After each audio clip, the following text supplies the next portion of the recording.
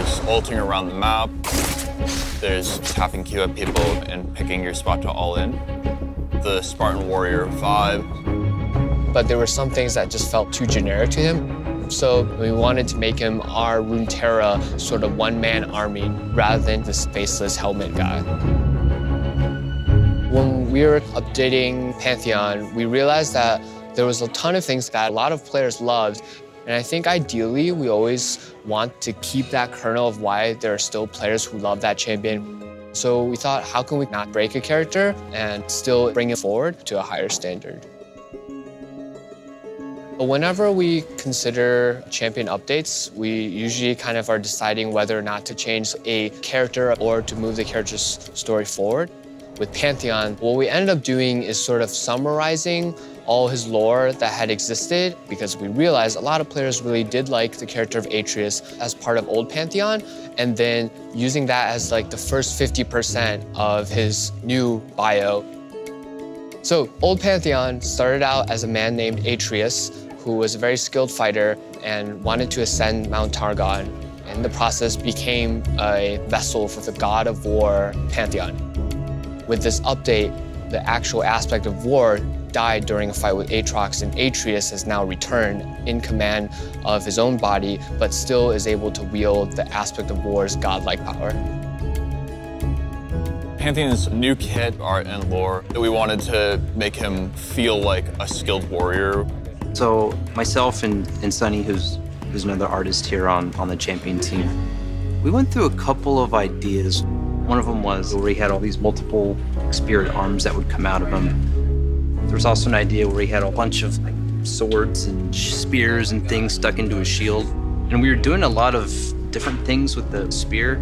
We had all these floating bits going on. But as the project continued, it seemed like he was a bit unapproachable, unfamiliar, too godlike. He didn't have the grit or the gravity that we wanted. Through Pantheon's development, concept art works with narrative and design. They all sort of fuel each other. David Slagle on the narrative side, he had this really great story with this battle with Aatrox. So we settled on the idea of him having a little bit of the battle damage, but still with some of the Targonian aspects of it. All this part here, like the shield, the helmet, spear, and the cape, those are all aspects of Pantheon. But then there's a big scar over his chest. We thought that adds a very mortal aspect to the design. One thing we found out in development that surprised me a little bit was how much attachment there is on the character as a spell-based character. Old Pantheon is a very simple kit. He throws spears, he has a point-and-click stun, and every game kind of played out the same. And what we were trying to do here was move him to, he's no longer like deterministically going to win in these ways that he was before. Some of the new Pantheon ideas that I went through early were things like he throws a spear out, it sticks in the ground, he fights with a sword for a while. When he goes and picks up the spear, that's when he switches back. A bunch of stuff like that. But they drifted too far from like old Pantheon. It's really important to go in knowing what can be changed to make it look and feel awesome, and what can't be changed or you'll lose the gameplay that like attracted you in the first place.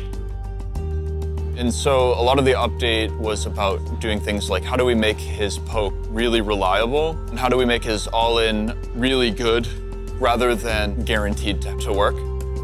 So for new Pantheon's kit, we changed every spell, but tried to stay close to the spirit of what the character was about. So his ult is mostly the same. We call it Grand Starfall now. He comes in at an angle and comes streaking across the ground.